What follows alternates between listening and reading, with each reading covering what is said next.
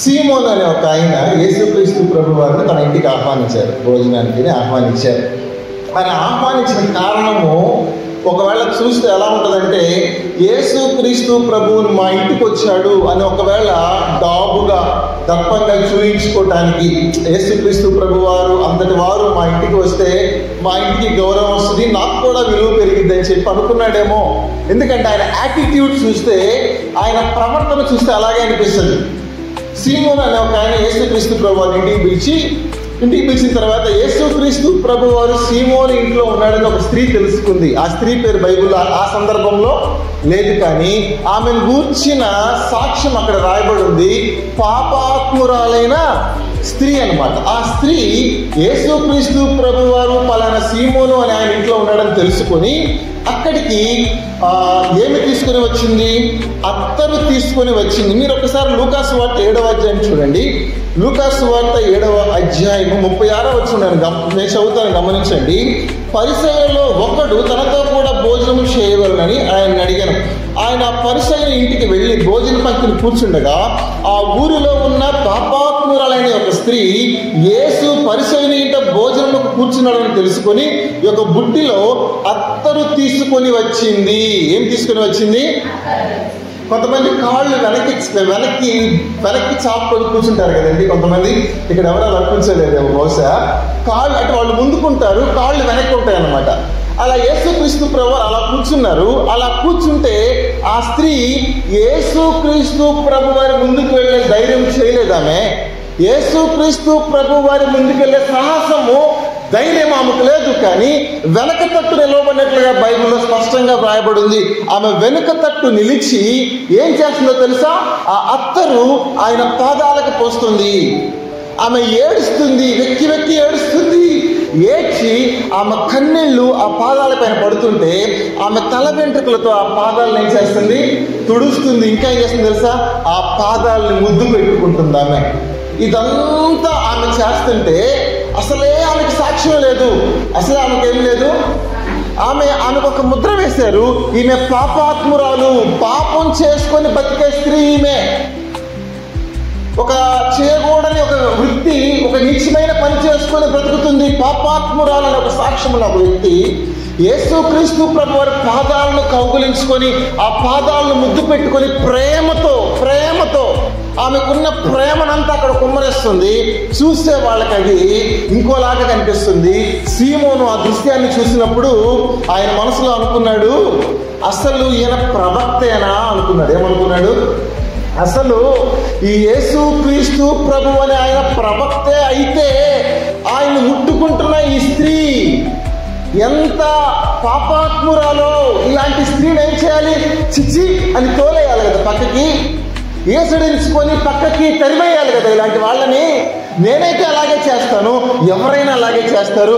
ఈయనేంటి మౌనంగా ఉన్నాడు అని సీమోను తన మనస్సులో 39వ వచనం చూస్తే, ఆయనను పిలిచిన పరిసయ్యుడు అది చూచి ఈయన ప్రవక్త అయిన ఎడల తన్ను ముట్టుకొనిన ఈ స్త్రీ ఎవతియో ఎటువంటిదో ఎరిగియుండును, ఇది పాపాత్మురాలు అని తనలో తాను అనుకున్నాడండి. అప్పుడు యేసుక్రీస్తు ప్రభు వారు ఒక స్టోరీ చెప్పారు. ఆ స్టోరీ చెప్పిన తర్వాత ఏమైందో ఒకసారి చూడండి. 44వ వచనంలో ఆ స్త్రీ వైపు తిరిగి సీమోనుతో ఇట్లా, నేను ఇప్పటి వరకు ఆయన స్త్రీ వైపు చూడలే. మొట్టమొదటిసారి ఒక కథ చెప్పిన తర్వాత, ఒకరిని అచ్చి ఉన్న కథ చెప్పిన తర్వాత ఫర్ ద ఫస్ట్ టైం యేసుక్రీస్తు ప్రభు వారు అప్పటి వరకు ఆమెను ఏమి కూడా ఆపలేదు, అడ్డగించలేదు.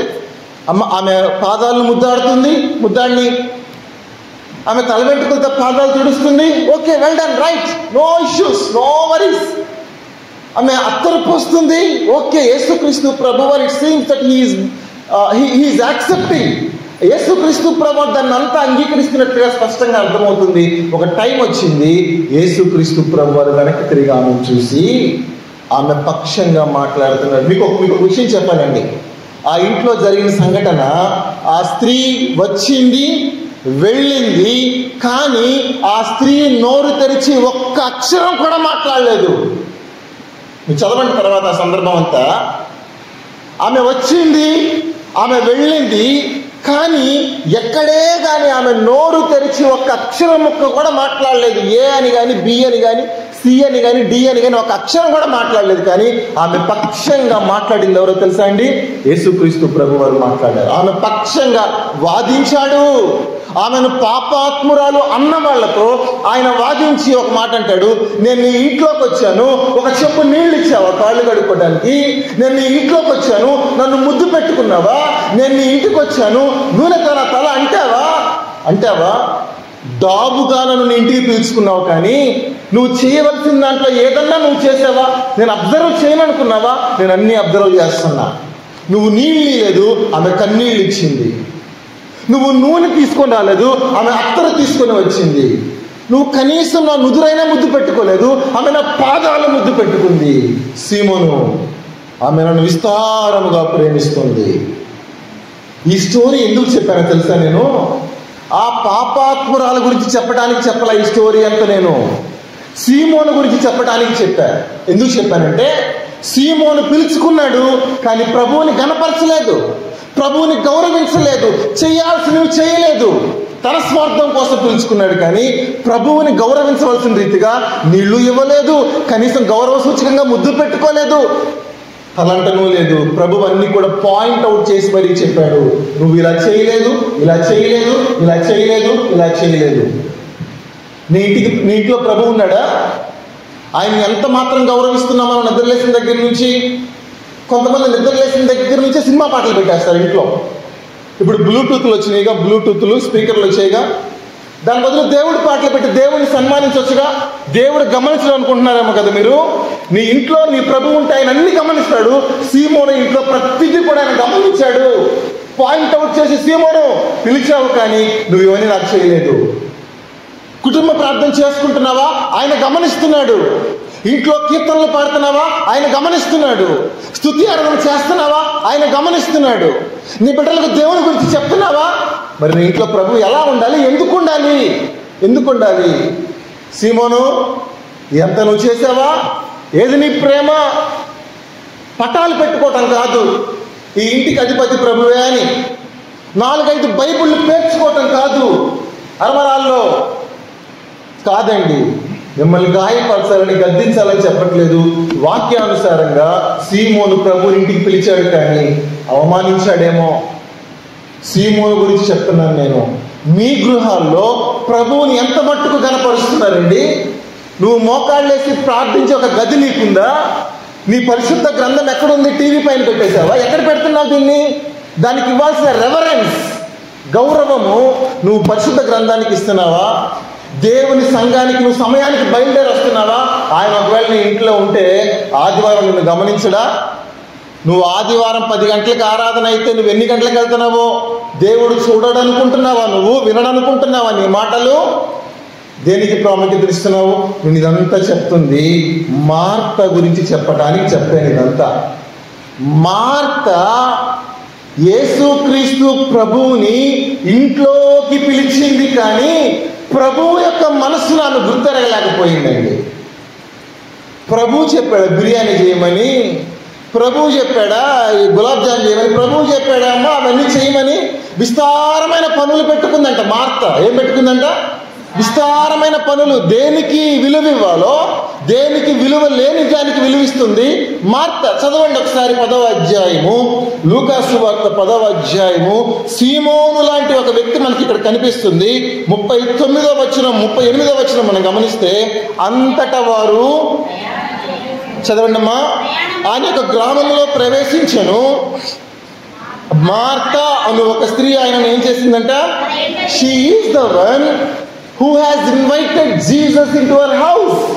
కానీ ఆమె ప్రభు చేత ఒకవేళ తిట్టించుకుందేమో నాకు తెలిసి. యేసుక్రీస్తు ప్రభు వారు సీరియస్గా మార్తా మార్తా అని ప్రభు 2 సార్లు పలికాడంటే ఆయనకి ఎంత కోపం వచ్చి ఉండాలో ఒక్కసారి మీరు ఇమాజిన్, మీరు అర్థం చేసుకోండి ఒక్కసారి.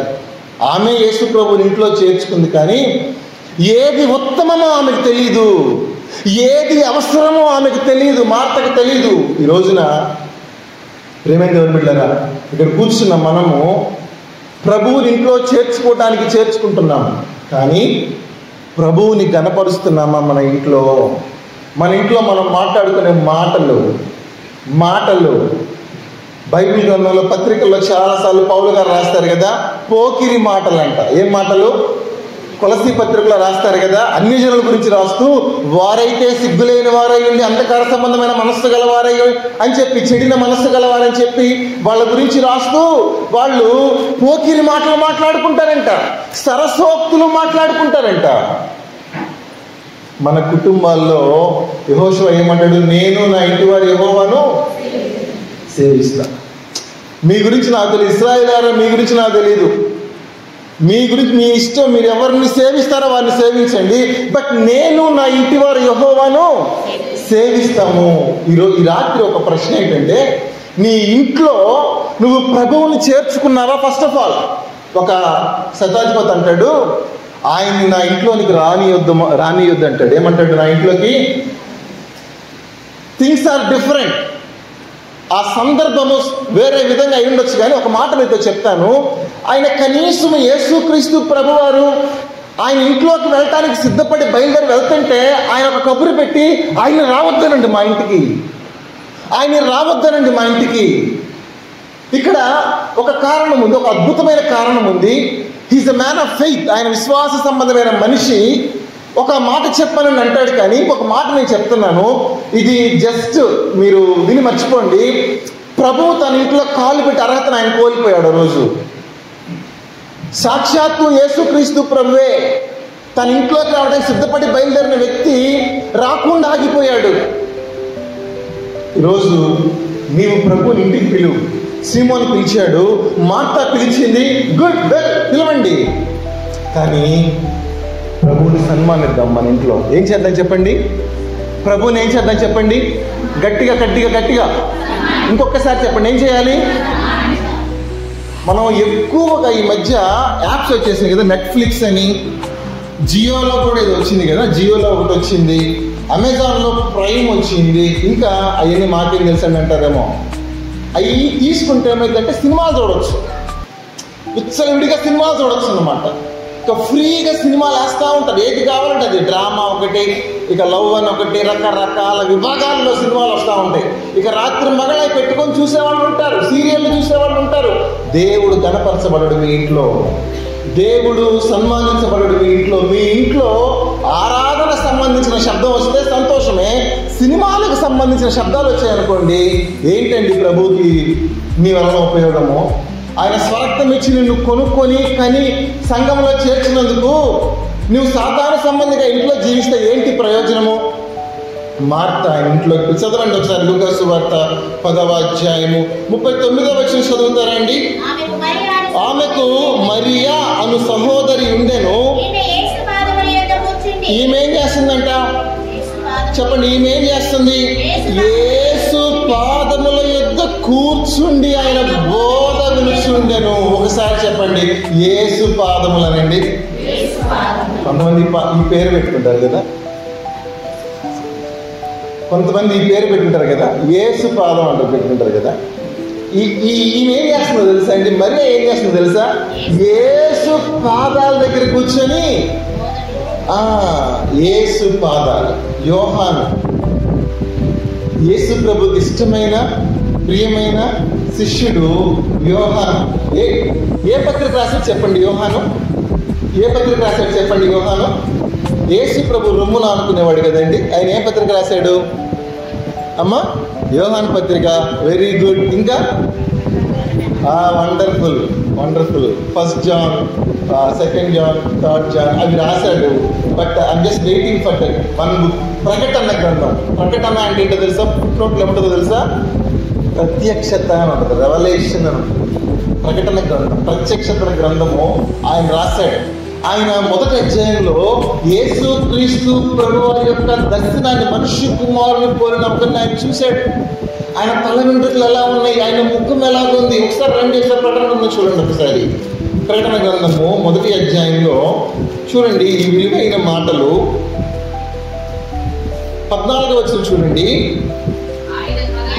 ఆయన తలయు తల వెంట్రుకలను తెల్లని ఉన్నిని పోలినవై హిమమంత ధవళముగా ఉండేను. ఆయన నేత్రములు ఎలా ఉన్నాయి? యేసుక్రీస్తు ప్రభువారి యొక్క నేత్రంలో అగ్ని జ్వాలల వలె ఉండెను. ఆయన పాదములు కొలిమిలో పుటము వేయబడి మెరయిచున్న ప్యూర్ గోల్డ్, ప్యూర్ గోల్డ్, అప్పరంజి స్వచ్ఛమైన కొలిమిలో పుటము వేయబడి మెరయిచున్న అప్పరంజితో సమానమై ఉండెను. ఆయన పాదాలు ఎలా ఉన్నాయంటండి? Very good. మరియా ఆ పాదాల దగ్గర కూర్చుంది. మరి ఎక్కడ కూర్చుంది? ఆ పాదాల విలువ ఏం తెలుసు మార్తకి? ఆ పాదాల గురించి తర్వాత యోహాను గారి దర్శనంలో చూసి అమ్మో అమ్మో అమ్మో ఇంత గొప్పవా ఆయన పాదాలు. My God. మనకి ఉదయం వేస్తే బిజీగా ఉంటాం కదండి, మనం క్షణం తీరికుండదు. అది నేను చెప్తున్నా, మరి మీ ఇష్టం. మీరు పనులకి వెళ్తారు, నేను కాదన్ను. పొలాలకు వెళ్తారు, పనులకి వెళ్తారు, ఓకే వెళ్ళండి. కానీ అవసరమైంది ఏంటి చెప్పండి? ఆయన పాదాల దగ్గర కూర్చుంటాం. ఎక్కడ కూర్చోవాలి చెప్పండి? ఎక్కడ చెప్పండి నాకు. అందుకే ఇందాక చెప్పించిన ఒకసారి చెప్పండి. యేసుక్రీస్తు పాదాల దగ్గర కూర్చోవాలి. చెప్తారా? చెప్పండి. 1 2 3 చెప్పండి. యేసుక్రీస్తు పాదాల దగ్గర కూర్చోవాలి. దీనికి ఏమైనా లైసెన్స్ ఇస్తుందా గవర్నమెంట్? చెప్పండి. ఏమైనా ఆధార్ కార్డు, ఏదైనా పాన్ కార్డు, పాస్పోర్ట్ ఏమైనా కావాలా? యేసు ప్రభు పాదాల దగ్గర కూర్చోవాలంటే ఏం కావాలి చెప్పండి. నేను ఒక్కటే బోధన చేయను, అందరూ కలిసి మాట్లాడతాను. నేను అందరం మనమే కదా. చెప్పండి, ఏం కావాలి? యేసు ప్రభు పాదాల దగ్గర కూర్చోవాలంటే గుండెల్లో ఆయన అంటే ప్రేమ కావాలి. ఏం కావాలి? ఆయన అంటే ఇష్టం ఉండాలి. కొత్తగా పెళ్ళైన భార్య భర్తలను చూసారండి మీరు? ఆమెను పిలిస్తే ఆయన పలుకుతాడు, ఆయన పిలిస్తే ఆమె పలికిద్ది. ఎందుకు? ఇద్దరు ఒకే చోట ఉంటారు వాళ్ళు. ఎప్పుడు చూసినా ఇద్దరు ఒకే చోట ఉంటారు వాళ్ళు. ఇంకో సంవత్సరం అయిన తర్వాత ఇంకా నడవద్దు, కానీ అది వేరే విషయం. కానీ ఎందుకుంటారంటే ఆ ఫెలోషిప్లో వాళ్ళకున్న ఫస్ట్ లవ్ అలాంటిది, మొదటి ప్రేమ. ఎఫ్ఎస్సి సంఘంతో మాట్లాడుతూ అంటాడు ప్రకటన గ్రంథంలో, ఎఫ్ఎస్సి సంఘమా, నువ్వు దుష్టుల్ని సహించలేవని నాకు తెలుసు, కానీ నీ మీద నేరం ఒకటి నేను మోపుతున్నాను. నీ మొదటి ప్రేమను నువ్వు విడిచిపెట్టి, you have lost your first love. నీ మొదటి ప్రేమను నువ్వేం చేశావు? కాబట్టి నువ్వు మారు మనసు పొందాలని సంఘంతో చెప్పాడు, ఎఫ్ఎస్సి సంఘంతో చెప్పాడు. ఈరోజు ఒక తీర్మానం తీసుకుందామా? ప్రభువా, మరలా నేను నీ పాదాల దగ్గర కూర్చోటం మొదలు పెడతాను. సరే, ఆమేనండి. ఏం కాదు, ఆమేనంటే జరుగునుగాక, ఆ రాజు జరుగునుగా. ఇర్మియా గ్రంథంలో ఉంది ఆమేనని. ఓకేనా? నేను మరలా చెప్తాను, మీ రెస్పాన్స్ కోసం చూస్తాను. ప్రభువా, మరలా నీ పాదాల దగ్గర కూర్చోటం నేను మొదలు పెడతాను. ప్రభువా, మరలా నేను నీ సన్నిధిలో మీతో సహవాసం చేస్తాను. మరలా నా ప్రార్థనా జీవితాన్ని నేను ప్రారంభిస్తాను. తొట్టిళ్ళు, మోకాళ్ళు, సడన్ల చేతులు నేను బలపరుచుకుంటాను. మరలా ఉపవాస ప్రార్థన నేను చేసుకుంటాను. మరలా సంఘంతో కలుసుకొని నేను భారంగా ప్రార్థన చేస్తాను. బలవంతంగా చెప్పిస్తున్నాను ఏంటండి మీతోటి? ఇష్టమే కదా. కష్టమైతే ఆపేసేయండి, మీరు చెప్పకపోయినా పర్లేదు. పక్కన వాళ్ళు చెప్తున్నారు, కవర్ అయిపోతుంది. ఆమె ఎక్కడ కూర్చుందంటండి? మరి ఎక్కడ కూర్చుంది? ఆ విలువ తెలియదు మనకంతే. ఆ పాదాల దగ్గర కూర్చోవాలంటే ఎంతో ధన్యత ఉండాలి. మార్తకి తెలియదు. అది ఎవరికి తెలియదండి? మార్తకి ఎంతసేపు వంటగదిలోనే, ఎక్కడ? డైనింగ్ రూమ్లో, మనమైతే పొలం దగ్గర, లేకపోతే దొడ్ల సాగులోనో పనులు ఉంటాయి. ఉండవని కాదు. ప్రభు అన్నాడు, ఎవరు చెప్పారు నీకు విస్తారమైన పనులు పెట్టుకోమని? సామెతల్లో తొందరపడి నడుచువాడు ఏమైపోతాడు? త్రోవ తప్పిపోవును అంటారు సామెతల గ్రంథంలో. తొందరపడి నడుచువాడు త్రోవ తప్పిపోవును. మీరు బైబిల్ తిప్పుతున్నారు కాబట్టి చూపిస్తాను, ఒక్కసారి చూడండి. సామెతల గ్రంథాలు ఒక్కసారి చూడండి. మీరు బైబిల్ తిప్పకుండా ఉంటే నేను స్కిప్ అయిపోయేవాడిని. ఒక్కసారి చూడండి సామెతల గ్రంథంలో. మీరు ముందుగా తీస్తే చదవచ్చు, లేకపోతే నేను చెప్తాను. తొందరపడి నడుచువాడు త్రోవ తప్పిపోతాడు. 19వ అధ్యాయం చూడండి, 2వ వచనం చదవండి. ఒకడు తెలివి లేకపోవటం మంచిది కాదు, తొందరపడి నడుచువాడు ఏమైపోతాడు? దారి తప్పిపోతాడు. తొందరపడి నడుచువాళ్ళు ఏమైపోతారు? మార్తా, నువ్వు విస్తారమైన పనులు కలిగి ఏం చేస్తున్నావు? తొందరపడుచున్నావు. ఏమవుతుందంట ఆమె? ఆమె సరైన మార్గంలో ఉండదామె. అవసరమైంది ఏంటో తెలుసా? ఆయన పాదాల దగ్గర కూర్చోవాలి. రెండు ఒకసారి లూకాసు వార్త 10వ అధ్యాయం 39వ వచనం చదవండి ఎవరైనా ఒకసారి దగ్గరగా. ఉండెను ఆమె కాదు, బైబిల్లో ప్రతిదీ విలువైందేనండి. ఈమె యేసు పాదముల యొద్ద కూర్చుండి, కావాలంటే వాళ్ళు వేలు పెట్టుకుని చదవండి, ఏం తప్పేం లేదు. ఆయన బోధ విని నాతో పాటు చెప్పండి, ఆయన బోధ.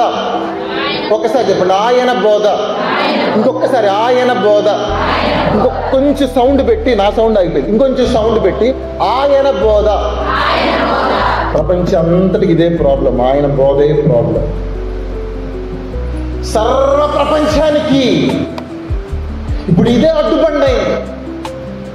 ఏర్పరచబడిన రాయి నిషేధించబడిన రాయిగా మారిపోయింది. అయితే అది మూలకు తలరాయి అయింది, కార్నర్ స్టోన్ అవుతుంది. అది మీకు అర్థమవుతుందండి? ఇంకొకసారి ఏమనుకోకుండా యేసుక్రీస్తు బోధ, ఆయన బోధ విన్న వాళ్ళ జీవితాలు శాశ్వతంగా మార్చబడిపోతాయండి. అంత శక్తి ఉంది ఆయన బోధలు. ఎందుకో తెలుసా? He himself is the word. ఆయనే వాక్యము కనుక అలా వింటూ వింటూ వింటూ రాత్రి పగలు గడిచిపోయేది. ఆకలి కూడా లేదు కాదు జనానికి.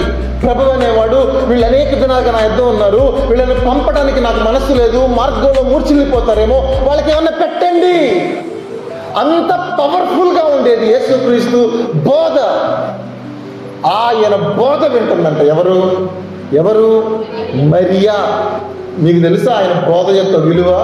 తెలిస్తే టైం వేస్ట్ చేయరు, ప్రభువు పాదాల దగ్గర కూర్చుంటారు. మీరు కూర్చుంటే ఆయన మాట్లాడతాడు. చెప్పండి, నేను ఆయన పాదాల దగ్గర కూర్చుంటే ప్రభువు నాతో మాట్లాడతాడు. కూర్చోకపోతే ఎవరితో మాట్లాడతాడు? మీకు పేతురు జీవితంలో ఒక అద్భుతం చేసిన ఆ సందర్భం గుర్తుందా? యేసుక్రీస్తు ప్రభువు గెన్నెసరేతు అనే ఆ నది పక్క నుంచి వెళ్తూ ఉంటే అక్కడ 2 దోణలను చూశాడట. ఆ 2 దోణల్లో ఏం చేశాడు?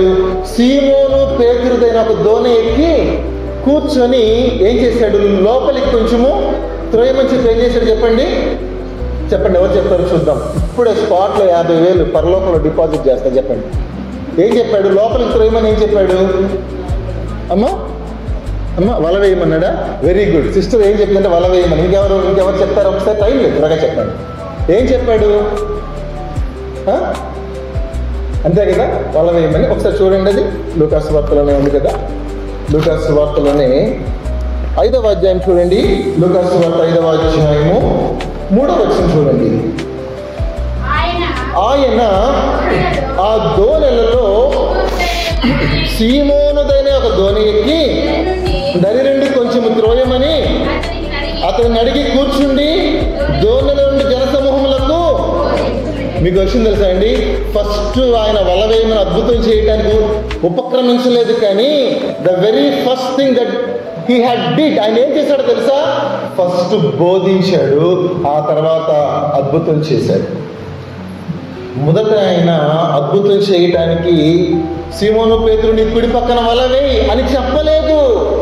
మొదట ఏం చేశాడో తెలుసా యేసుక్రీస్తు ప్రభువారు? చెప్పండి, బోధ అనండి. ఒకసారి అనండి. ఏం కాదు, మీ ఆరోగ్యం ఏం పాడవదు. బోధ, గట్టిగా బోధ. మొదట ఏం కావాలి మన జీవితాల్లో? అది వింటే ఏమొస్తుంది మన జీవితాల్లో? అద్భుతం వస్తుంది. మొదట ఏం చేశాడు యేసుక్రీస్తు ప్రభువారు? ఆ దూరంలో కూర్చొని బోధ, ఆయన బోధించాడు. ఆ తర్వాత ఏం జరిగింది చదవండి, 4వ వచనం చదవండి. ఆయన బోధించుట చాలించిన తరువాత ఇప్పుడు అన్నమాట మిరకల్ అనేది. ఎప్పుడు చేస్తున్నాడు అద్భుతం? ఎప్పుడు చేస్తున్నాడు? After preaching. మొదట యేసుక్రీస్తు ప్రభువారు దేనికి విలువించాడు చెప్పండి? బోధనిచ్చాడు. కొన్నిసార్లు మనం ఏం చేస్తాం తెలుసా? బోధ అయిపోయాక వస్తాం చర్చికి. బోధ నచ్చదు మనకి. పాటలు పాడతారా? వింటారు. సంగీతం వింటారు. సాక్ష్యాలు చెప్తారా? వింటారు. అదొక ఎంటర్టైన్మెంట్ లాగా ఉంటుంది. మలాకి గ్రంథము అనగానే ఆవలింతలు స్టార్ట్ అవుతుంది. ఏమవుతాయేమో ఆ విలాప వాక్యం 2వ అధ్యాయం అనగానే అంత విలాపం అయిపోతుంది కదా. బోధ ఇష్టం ఉండదు. ప్రభు వారు ఏం చేశారు తెలుసా? మొదట బోధ. మరి ఏం చేస్తాం తెలుసా అండి? జీవవాక్యాన్ని వింటుంది. ఆమె ఏం వింటుంది? జీవము కలిగిన యేసుక్రీస్తు నోట్లో నుంచి వచ్చే జీవవాక్యాన్ని వింటుంది. మీరు సర్ప్రైజ్ అవ్వకపోతే ఒక్కసారి మత్తయి సువార్త 5వ అధ్యాయం చూడండి. నేను ఇక నాకు తెలిసి ఒక 5 to 10 minutes ముగించేస్తాను నేను. మత్తయి సువార్త 5వ అధ్యాయం చూడండి, మొదటి వచనం చదవండి. ఆయన ఆ జన సమూహమును చూచి కొండ ఎక్కి కూర్చుండగా ఆయన శిష్యులు ఆయన వద్దకు వచ్చిరి. అప్పుడు ఆయన నోరు తెరిచి ఇలాగ ఏం చేశాడు? ఆ 3వ వచనం, ఆత్మ విషయమై ధన్యతలు. ఒకసారి చెప్పండి, ధన్యతలు అని చెప్పండి. ఒకసారి ధన్యతలు అనండి. అనే కదా ధన్యతలు. గవర్నమెంట్ స్కీమ్ ఏం ఆగిపోతుంది చెప్పండి. ధన్యతలు. ఇంకొకసారి ధన్యతలు. యేసు ప్రభు వారు నోరు తెరవగానే ఆయన పెన్ను పేపర్ తీసుకొని కూర్చున్నాడు. ఆయన గాట్ మై పాయింట్? అర్థమవుతుందండి? మన నోరు తెలుస్తున్నారా? యేసు ప్రభు వారు నోరు తెరిచారంటే నాకు చెప్తున్నా, మీరు నోరు తెరుస్తున్నారు ఎందుకు? అసలు మనకి పెన్ను ఏదండి, పెన్సిల్ ఏదండి, పేపర్ ఏదండి, రాసుకోగలిగిన సిస్టర్ చేతిలో పెన్ను కనిపిస్తుంది. నాకు చాలా సంతోషం. అక్కడక్కడ కనిపి. Very good, thank you. ఆ ఇంట్రెస్ట్ ఉంది మీకు, కొంతమందికి ఇంట్రెస్ట్ ఉంది. Thank you so much. ఒకవేళ మత్తయ్య గారు యేసుక్రీస్తు ప్రభు నోరు తెరవగానే ఫస్ట్ హాఫ్ మిస్ అయ్యాడు అనుకోండి, ధన్యతలు మిస్ అయిపోయేవి. ఏం మిస్ అయిపోయేవి? యేసుక్రీస్తు ప్రభు వారు ఎప్పుడైతే నోరు తెరచి అన్నది కదా, ఈయన నోరు తెరిచాడరా, జీవవాక్యమే బయటకు వస్తుంది, తీసుకో, రాసుకో.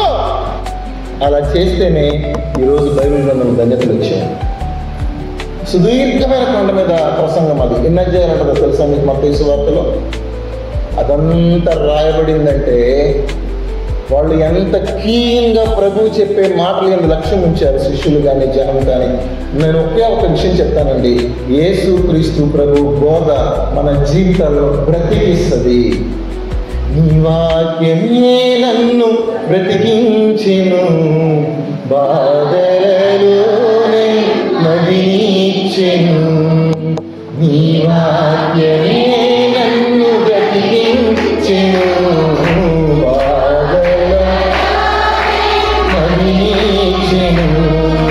కృపాశక్తి దయాశక్తి సంపూర్ణ వాక్యమై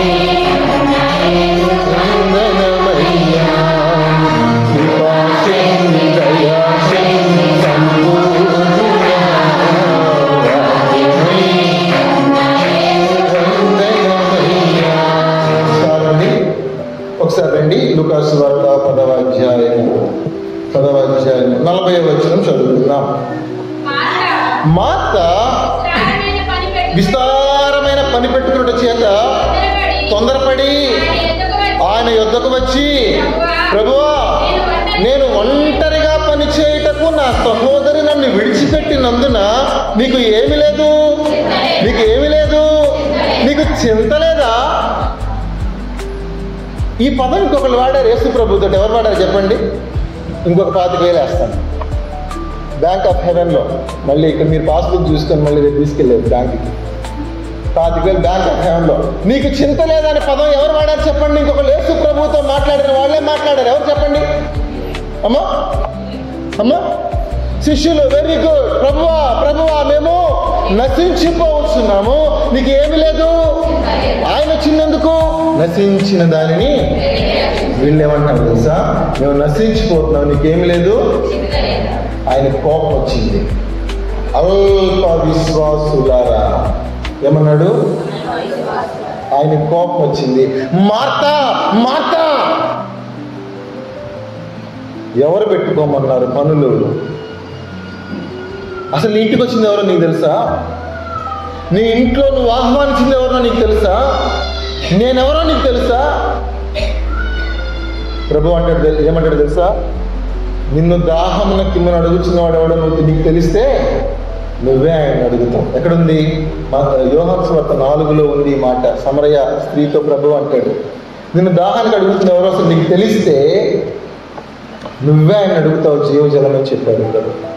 మార్త మార్త కోపం వచ్చింది ప్రభు, శిష్యుల మీద కోపం వచ్చింది. అల్ప విశ్వాసులారా ఎందుకు భయపడుతున్నారు? నేను ఎవరినో మీకు తెలుసా? ఒక్క చూపు నేను చూస్తే ఇంతసేపు భయపడ్డదంతా కూడా ఏమైపోద్ది? ఒక క్షణంలో మాయమైపోద్ది. ఒక్క చూపు ఆయన అలా చూశాడంతే, నిమ్మళమైపోయింది సముద్రము గాలి. ఆయన ఉన్న ధోనిలో ఉంది. ఆయన్ని పట్టుకొని నీకు చింత లేదా అని అడుగుతారా? ఇందాక మనం చదువుకున్న 1 పేతురు పత్రికలో ఆయన మిమ్మల్ని గూర్చి కనుక మీకు చింత యావత్తు. ఈ రాత్రి ఇంకొక మాట చెప్పి నేను ముగిస్తాను. అమ్మా అయ్యా, యేసు క్రీస్తు ప్రభువు నిన్ను గూర్చి చింతిస్తున్నాడు, నీ భర్తను గూర్చి చింతిస్తున్నాడు, నీ బిడ్డలను గురించి చింతిస్తున్నాడు. ఆయనకి అన్నీ తెలుసు, మీ ఇంట్లో విషయాలన్నీ తెలుసు. చాలా మంది అనుకుంటున్నారు, సియోను అనుకుంటుందంట యెహోవా నన్ను మర్చిపోయాడని. ప్రభు అంటాడు, నేను నిన్ను మర్చిపోసాలను, చూడము నా అరచేతుల మీద నన్ను చెక్కుకొని ఉన్నాను, నీ ప్రాకారాలు ఎప్పుడు నాతో ఉన్నాయంటాడు ప్రభు. ఈ రాత్రి ఈ శుభవార్త మీకు చెప్పడానికే ప్రభు నన్ను పంపాడు. ఆయన నిన్ను గురించి, నీ అప్పులను గురించి, నీ ఆరోగ్యాన్ని గురించి, నీ బిడ్డల వివాహాల గురించి, నీ ఆర్థిక ఇబ్బందుల గురించి యేసు క్రీస్తు ప్రభు లక్ష్యం ఉంచి ఆయన చింతిస్తున్నాడు. నా కుమార్తెకు నేను ఎప్పుడు సహాయం చేయాలి, నా కుమార్తెకు నేను ఎప్పుడు మేలు చేయాలి, నా కుమార్తె జీవితంలో మా గొప్ప ద్వారాలు తెరిచి ఎప్పుడు ఆమెకు నోటి నిండా నవ్వు కలగ చేయాలి అని ప్రభువు నీ గురించి నాతో పాటు చెప్పండి. నా ప్రభువు నా గూర్చి చింతిస్తున్నాడు. నీ సమస్య ఏదైనా పర్లేదమ్మా, యేసు ప్రభువుకు తెలుసు. నీ తల వెంట్రుకలన్నీ లెక్క పెట్టబడి ఉన్నాయి. మీ ఇంటి ముందు వాళ్తుంది పిచ్చుక, దానికంటే నువ్వు శ్రేష్టమైన దానివి కాదా? ప్రభువుకి చాలా శ్రేష్టమైన దానివి. ఈ రాత్రి ఒక మాట మీద చెప్తాను ధైర్యంగా, దేవుడు నా నోట పెట్టాడు కాబట్టి. నీ సమస్య ఆయన సమస్య. నిన్ను గురించి ఆయన త్వరలో ప్రభువు నీ జీవితంలో గొప్ప ద్వారాలు తెరవబోతున్నాడు.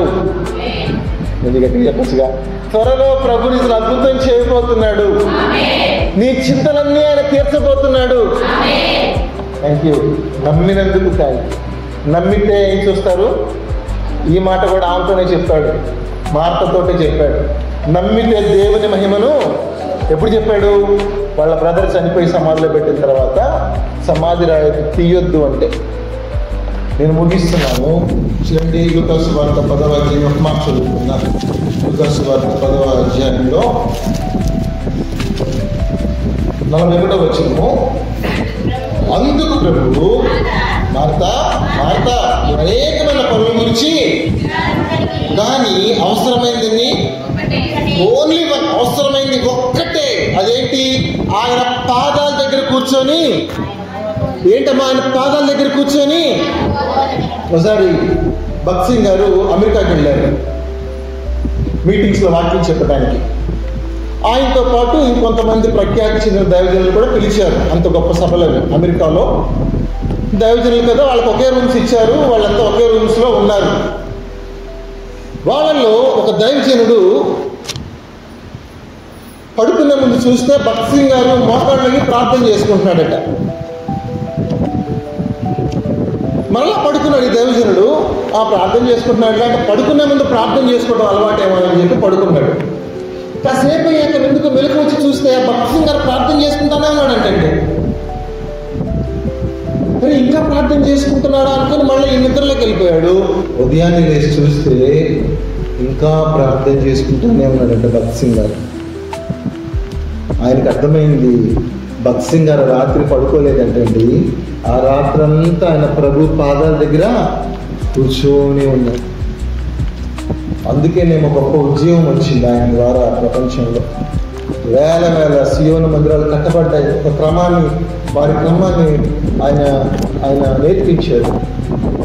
ఆ రాత్రి ఆ పాస్టర్ గారికి నిద్ర పట్టక అలా ఉన్నాడేమో అనుకోండి మధ్యరాత్రుల్లో. కానీ తెల్లారి లేస్తే కూడా ప్రార్థన మోకాళ్ళ మీదే ఉండాలి. ఎందుకు చెప్తాను తెలుసా అండి? ప్రభు పాదాల దగ్గర కూర్చోవాలి. అవసరమైంది ఎందుకు చెప్పండి? చెప్పండి, అవసరమైంది ఎన్ని? ఒక్కటి అని చెప్పండి. అవసరమైంది ఇంకొక మాట, లాస్ట్ మాట, అసలు 5 నిమిషాలు. 42వ వచనం చదవండి ఒకసారి. మరియ ఏం చేసింది? ఉత్తమమైన దాన్ని. మీకు నయోమి బుక్ తెలుసు కదా, దాంట్లో 2 ఉన్నారు కదా కోడళ్ళు. చెప్పండి ఎవరు వాళ్ళు? ఓర్ప, ఇంకొక ఆమె పేరు రూతు. ఓర్ప, రూతు. రూత్ ఏం చేసింది? ఉత్తమమైన దాన్ని ఏర్పరచుకుంది. దేన్ని ఏర్పరచుకుందండి? అందుకనే యేసు క్రీస్తు ప్రభు వారి వంశావళిలోకి వచ్చిందా లేదా? వచ్చిందా? బోయజు ద్వారా యెషయి ద్వారా ఎవరిని కలిగింది? దావీదుని కలిగింది. Praise the lord.